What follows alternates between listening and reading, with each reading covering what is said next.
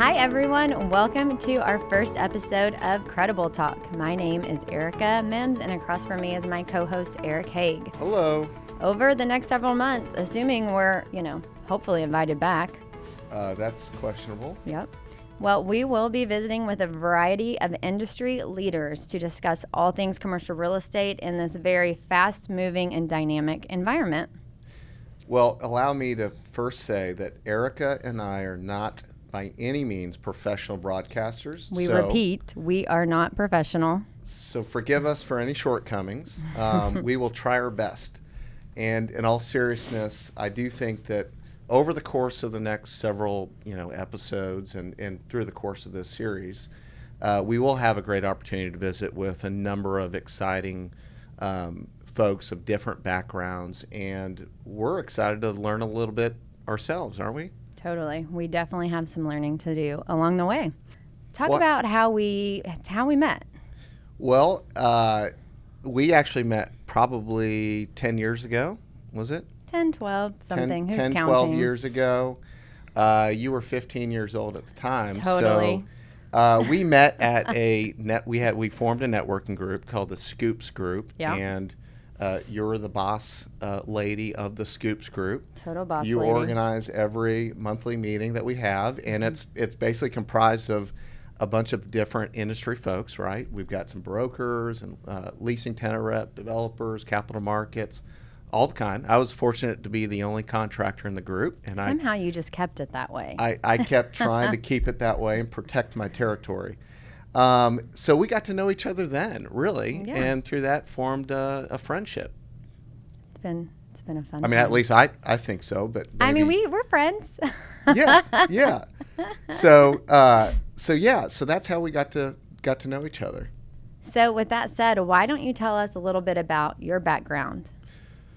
Well, funny as I think about that question or that topic, that I think back to my first job. My first job was as an intern, as a 19-year-old. After my freshman year, I was working as an intern at a jewelry company of all places. Interesting. I have not heard this before. I don't even want to tell you how I got to the jewelry company, but I got to a jewelry company, and I quickly realized, though it was a great experience, it wasn't the right fit for me. Frankly, I couldn't even discern the difference between a good piece of jewelry and a bad piece of jewelry in a lineup of jewelry where I was responsible for looking at those kind of things. Well, isn't it the bigger diamond, the better? That I do know that. Now, I don't know if this is that kind of jewelry, but okay. I knew that wasn't exactly my thing. Okay. So the next summer after my sophomore year, I ended up, I was a college tennis player, so naturally, to make money, I would come back home, and I was teaching kids tennis, and I loved teaching tennis. I loved playing tennis, and I was fortunate enough to be teaching a young kid whose father said, "Hey, what are you doing with your summers? Are you going to do something a little bit more productive than this with your time?" And I said, "What are you talking about? This is productive for me."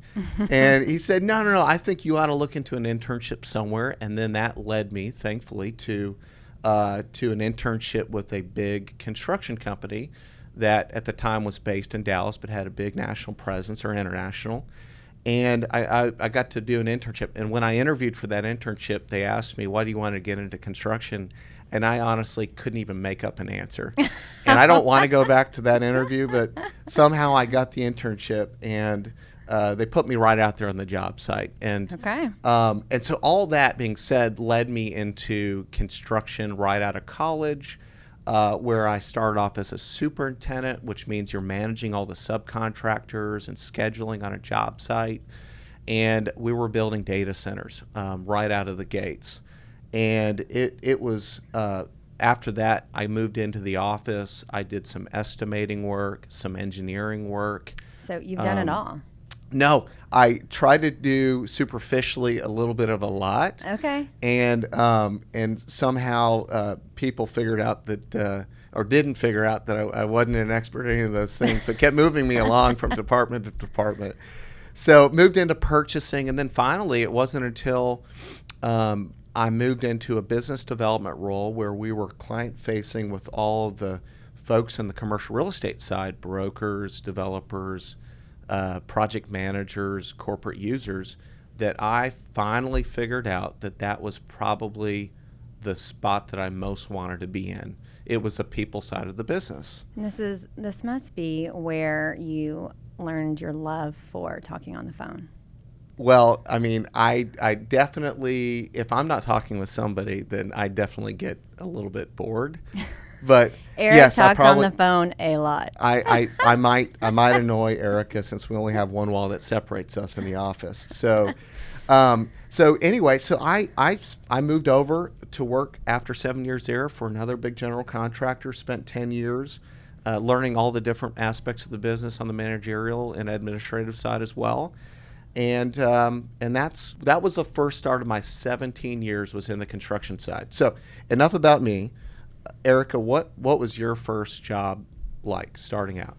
Well, funny enough, I actually interned for the Staubach company when I was also 19 years old. So I had been introduced into the commercial real estate industry. I mean, I was probably 13, actually. My aunt worked for the Staubach company, and I was paraded around anytime I was out of school around all of the top brokers growing up. And so I was given the great opportunity to intern on the tenant rep side. And it was just such an invaluable opportunity to work for literally the best of the best in the business. And then I transitioned the next summer and worked for a third-party agency leasing firm.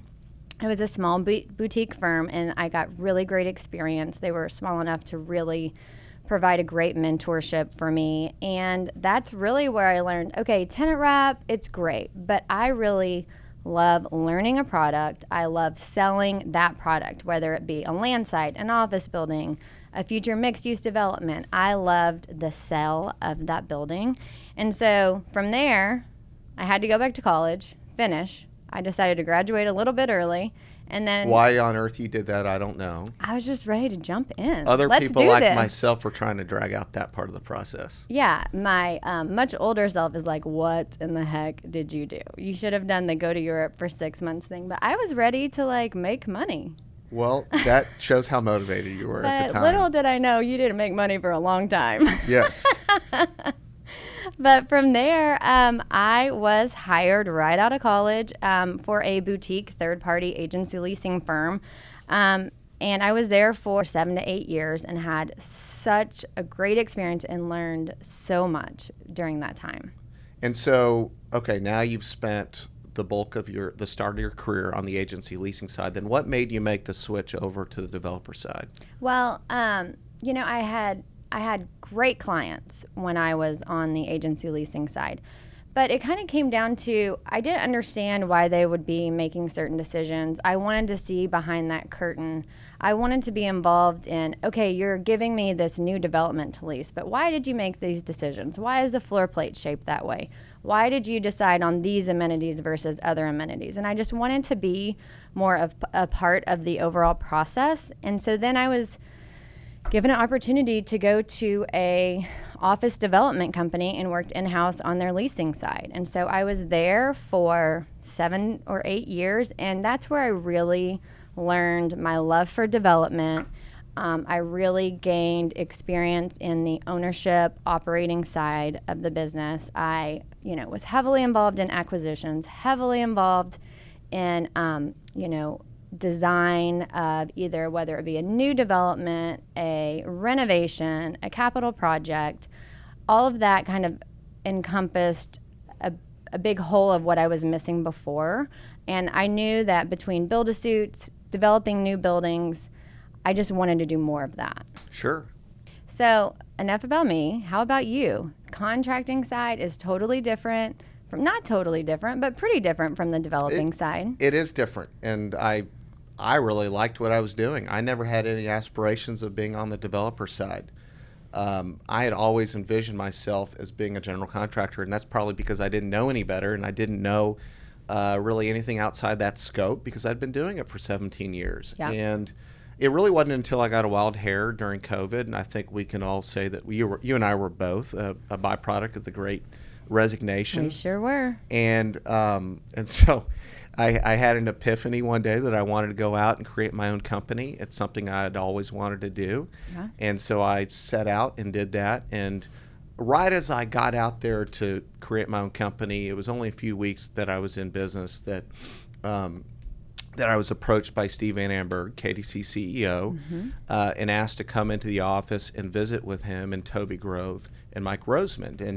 And I thought, naively, that I was actually going to get my first project on my own from KDC. Easy. That was so yes, easy. Yes, little did I know that would not be the case. And obviously, you got to experience how great of a salesman Steve Van Amberg is. He's a wonderful salesman and deal maker and relationship builder.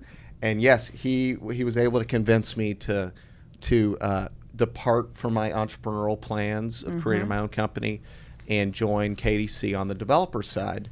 And frankly, I'd always admired KDC for who they were in the market, locally, nationally. If you look across all the build-to-suit deals in North Texas over the last 10 years, for example, it's astounding what they had been able to accomplish. They really were the 10,000-pound gorilla. Yeah, I mean, it's incredible, their accomplishments. So for a minute, let's just talk about KDC and what KDC does. So they've been a top build-to-suit developer throughout the Southwest, which means they're basically a custom corporate home builder for these large corporate users anywhere in the United States. Within the 31-year history, they've completed 145 commercial projects, 36 million square feet, valued over $9 billion. I mean, I would say that's a great... I can't even count that. Great track record. Yeah. I mean, okay, in the last 6 years alone, think Toyota, Liberty Mutual, State Farm in CityLine, State Farm in Atlanta, FedEx. Like, I don't have enough fingers for everything that's happened within the last 6 years at KDC, but they've developed over $4.1 billion just in that time alone. That's right. And, I think one of the reasons why you and I decided that it'd be such an exciting opportunity to join KDC was because at the time of our discussions, Steve and Toby said, hey, one of the things that we're about to embark upon is bring on a new capital partner with Cadillac Fairview. Yep. And in addition to the existing partner of Salmons. Salmons has been a long-time phenomenal partner of KDC's, and financially restructure the company in such a way that allows us to have the financial wherewithal to be able to capitalize more projects that have to do with greater mixed-use developments, to do acquisitions, and to, again, part of the mixed-use developments is to develop buildings that are multi-tenanted, which historically had not been the sweet spot of KDC's. No, they've just been focused on single-tenant build-to-suit projects, and they've been extremely successful. That's right. And so they really had the foresight to be able to go, okay, companies these days, through right at the start of the pandemic and beyond, companies these days are really looking for more highly amenitized, highly energized developments, totally. Part of the flight to quality to move their employees into. And in order to do that, they would need to almost recapitalize in such a way that gave them the ability to really attack that kind of market. So that is one of the exciting things of why I wanted to join. I think you did too. You're right. I remember when you called me and said, hey, you don't know this yet, but you're going to join me at KDC. And I literally thought you were crazy. I guess that was a bold statement on my part, but it was kind of true. You didn't know it yet, but you were going to. And right when I got over to the company, actually pre-getting over to the company, Steve and Toby said, hey, one of the first things that you really need to focus on as a part of the fund and the initiatives within the fund is we've got to get the absolute best leasing person in the city. And I said, I think I might know who that person is. This better be going in the right direction. Well, we'll see. We'll see how it goes. This time will tell. But yes, so that's when I called you to say, hey, look, there's an incredible opportunity, and you have all the right experience. And I was definitely not expecting it. Let's not expecting it at all. But when I sat back and thought about it. And I knew I wanted to shift into a heavier development role and really be a part of some of these future incredible development opportunities that KDC has in the works. And not to mention, their stellar reputation in the community, their servant mentality, and just the flexibility that they have to get deals done. I wanted to be a part of that. I wanted to be a part of the entrepreneurial spirit in the company, and then also learn from this team that has really been together for years. The number of years this team has worked together is impressive. And so here I am. And now, so it's exciting. We put together this new capital structure, and we're able to help them grow this new side of the business that everyone has been so excited to launch. And there's so many opportunities for the future, and we're really just at the beginning of them.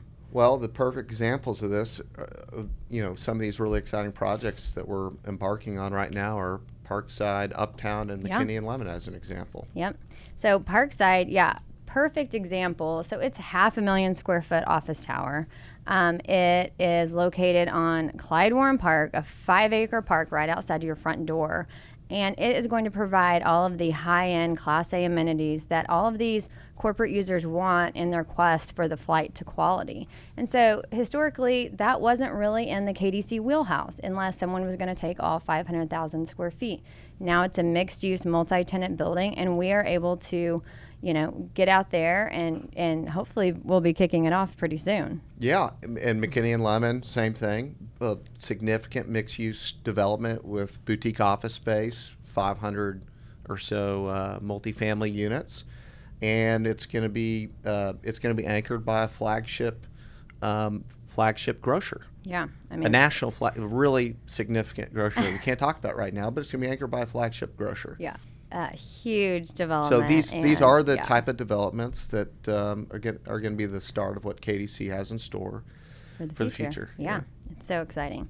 Okay, enough work talk. So I thought it would be interesting. Let's just give people a glimpse into our daily work life. What do we really talk about the most?